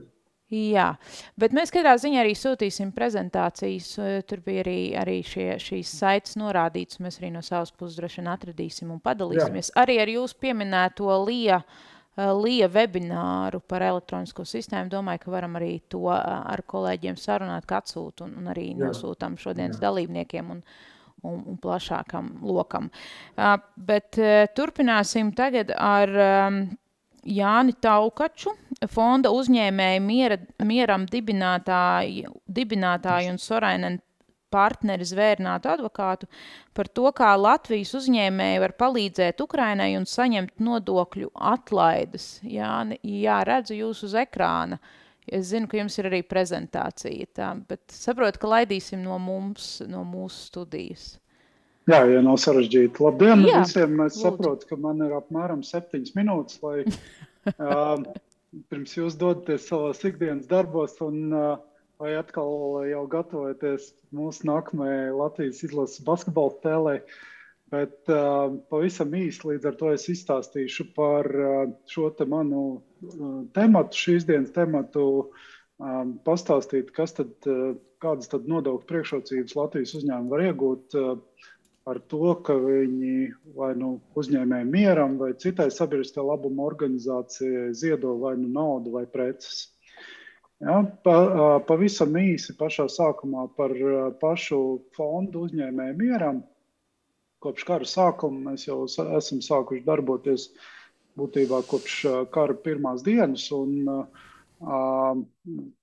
kopš tā laika jau esam pārsnieguši 7 miljonu eiro ziedojums, ko uzņēmēji ir ziedojuši vai finansiāli vai ar precēm. Te ir redzams 6 mēnešu dati līdz šī gada jūnija beigām, kad toreiz vēl bija 6,6 miljoni, no kuriem ir naudas ziedojumi 4,8 un materiālai ziedojumi 1,7 miljonu apmērā. Te kartē redzami ir tās vietas, uz kurām mēs esam šos te ziedojumus novirzījuši, un arī redzams tās preces, kuras ir novirzītas uz Ukrainu gan ar ministriju, gan ar vēstniecību palīdzību. Es domāju, mēs esam jau kļuvuši tādi kā uzticami sadarbības partneri gan uzņēmējiem, gan pašām administrācijām. Ko tad tiešām biežāk no precēm mēs redzam, kā ziedo uzņēmēji, tie ir šeit uzskaitīti pikapi, droni, nakts redzamības iekārtas, riepas ģeneratori, mobilās uzlādes stacijas un datori.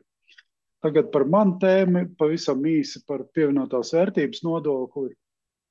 Tātad ir divi varianti. Viens variants, ja uzņēmēji mieram saņem šo te naudas ziedojumu, tad uzņēmēji mieram iegādājas preces no citiem Latvijas vai ārzemju uzņēmumiem, un šīs preces eksportē pēc tam uz Ukrainu.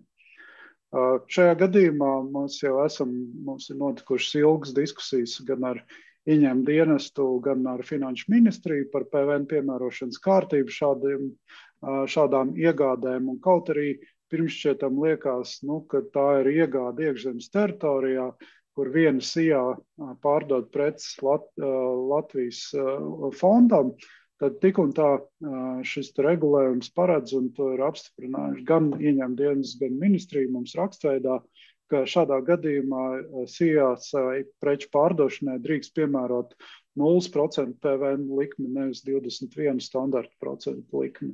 Tas ir tādēļ, ka mēs pēc tam spējam nodrošināt šo te pierādījumu, ka tās preces tiek eksportētas uz Ukrainu.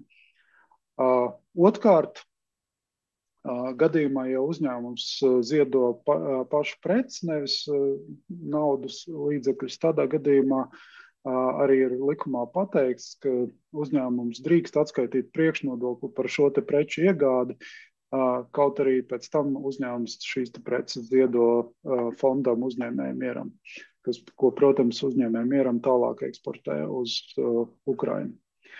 Un otra tēma ir uzņēmuma ienākuma nodoklis, mazliet sarežģītāka tēma, kur ir būtībā likumā paredzēts 3 veidu nodokļu atlaides. Tā pirmā ir, manuprāt, visizdevīgākā un visbiežāk piemērotā. Tātad ir likumā paredzēta iespēja pēc būtības aizvietot līdz 30% no dividendžu uzņēmuma ienākuma nodokļa ar ziedojumu. Tātad, ja mēs maksājam dividendus, aprēķinām, cik tad no šīm te dividendēm ir uzņēmuma ienākuma nodoklis, tad 30% no šī te uzņēmuma ienākuma nodokļa mēs drīkstam aizvietot, maksāt nevis valstī, bet sabiedriskā labuma organizācijām, tāda kā uzņēmējam mieram. Šeit ir sīkāki nosacījumi, tie bija tie vispārēji nosacījumi, bet ir mazliet detalizētāk jāzina šādā gadījumā, kā šī te atlaide darbojas, ka pirmkārt ziedojums, kā jau es teicu, drīkst būt ne vairāk par 30% no dividendžu uzņēmuma ienākuma nodokļa. Ja mēs paņemam piemēru, ka dividendēs nolēmts izmaksāt 1000 eiro, tad ziedojums nevar pārsniegt 30% no šī te dividendžu UIN, kas ir 30% no 250 eiro. Ja? Tātad šajā gadījumā ziedojums nevar pārsniegt 75 eiro. Bet ir vēl 2 priekšnosacījumi jāņem vērā šai te nodokļu atlaidei, lai pareizi aprēķinātu tās. Tātad šī te UIN atlaide, ko mēs drīkstam novirzīt, aprēķināt šādā ziedojuma gadījumā, ir 85% no šī ziedojuma. Ja? Tātad tikai 85% mēs drīkstam aizvietot UIN ar ziedojumu. Tātad mums pēc būtības ir cena šie 15%, kas mums ir jāpaņem tomēr no savas kabatas, kas ir cena, ko valsts prasa par to, ka mēs aizvietojam šo te UIN ar ziedojumu. Ja? Un no šiem 15% vēl ir jāprēķina uzņēmuma ienākuma nodoklis, kas šajā gadījumā būtu papildus 3 eiro. Ja? Tātad schematiski tas izskatās tā, kā uzzīmēts šajā slaidiņā, kad viens variants, kad pie SIA izmaksājot dividendus, vienkārši iemaksā šos 250 eiro kā uzņēmuma ienākuma nodokli valsts budžetā. Otrs variants, ka mēs veicam 75 eiro ziedojumu un 186 kā uzņēmuma ienākuma nodokli, plus vēl 3 eiro kā šo te uzņēmuma ienākuma nodokli piemaksu par šo te ziedojumu veikšanu, ja mēs izmantojam šo te UIN atlaidi. Vēl pastāv likumā 2 citi varianti. Tie nav tik populāri un tos pēc būtības izmanto ļoti reti, cik es esmu dzirdējis uzņēmumu, jo tur nav faktiski iespēja aizvietot UIN ar ziedojumu, bet tur pateikts likumā, ka šādos izmantojot šīs te iespējas, mēs vienkārši neiekļaujam ar UIN apliekamajā bāzē šo te ziedoto summu. Tas nozīmē, ka mēs par šo te ziedojumu varam nemaksāt UIN, tādiem vienkāršiem vārdiem runājot. Un tie ir 2 gadījumi, kad arī pirmais ierobežojums, ka tas nedrīkst pārsniegt ne vairāk kā 5% no iepriekšējā gada peļņas, vai otrs variants, ne vairāk kā 2% no iepriekšējā gadā kopējās darba samaksas, par ko ir samaksāts valsts sociālās apdrošināšanas iemaksas. Un pēdējā slaidā es esmu salicis vienkāršākiem aprēķiniem to visu sarežģīto penteri ar cipariem, kur ir pirmā kolonā ir, cik tad ir dividendes, dažādi varianti, ja, cik uzņēmums izmaksā, cik no šīm te dividendēm būtu maksājams uzņēmuma ienākuma nodoklis, cik pie šādā gadījumā ir maksimālais ziedojums, cik šajā gadījumā ir iespējama uzņēmuma ienākuma nodokļa atlaide, cik būtu papildus šis te UIN par tiem 15%, kas ir jāpiemaksā pie šīs te UIN atlaides, un papildus izmaksas kopā sanāk pēc būtības sarēķinot 18,75% no ziedojuma, ar kādām papildus izmaksām jārēķinās. Ka tā ir tā papildus izmaksa, kas nedod iespēju 100% aizvietot UIN ar ziedojumu, bet izvēloties šo iespēju, cik tad ir galu galā tas uzņēmumam varētu maksāt. Tā kā tas pēc būtības īsumā viss, protams, te ir pēdējā slaidā arī links uz uzņēmēju mieram mājaslapu, kurā tad ir sīkāka informācija par iespējām, kādā veidā uzņēmums var ziedot tieši šim fondam. Paldies par uzmanību, jauku dienu! Jā, paldies, Jāni, ļoti vērtīga informācija, un es tagad saprotu, ka es esmu tā kā pa vidu starp mums visiem klātesošajiem un Latvijas basketbola izlases spēli ar Kanādu, ja nekļūdos, bet varbūt, ka kļūdos. Paldies! Pirms mēs noslēdzam, un es saku uz redzēšanos vēl tādas 4 piezīmes no manis. Es pirmkārtām vēlos atvainoties visiem, ka mēs ievilkām mūsu tikšanās laiku, bet man pašai bija ļoti interesanti un vērtīgi, un es ceru, ka jums arī bija interesanti un vērtīgi, un man jau raisās domas par to, kādi būtu nākamie soļi, kas man būtu jāveic, lai dotu papildus informāciju jums, un arī, iespējams, jums ir tādas domas, kas ir tie nākamie soļi, kas jums jādara, lai jūs varētu veiksmīgāk atrast veidus, kā strādāt Ukrainā un ar Ukrainas uzņēmumiem. Otrs, es vēlos pateikt paldies klausītājiem, mūsu šodienas runātājiem un arī visai LTRK komandai, kas piedalījās gan satura veidošanā, gan nodrošinot šo notikuma tehnisko pusi. Un 4. Mēs sūtīsim jums visiem un arī izplatīsim savos tīklos šī semināra ierakstu un arī visas saistītās prezentācijas, linkus un kontaktinformāciju. Un ceram, ka jums šis viss ir bijis noderīgs un gaidīsim no jums arī aizpildītas novērtējuma anketas gan par to, kas bija labi, gan par to, ko varētu labāk, gan ko jūs gribētu dzirdēt no mums nākotnē.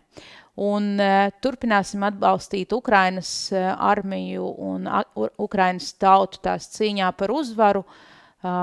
Paldies jums liels, uz redzēšanos!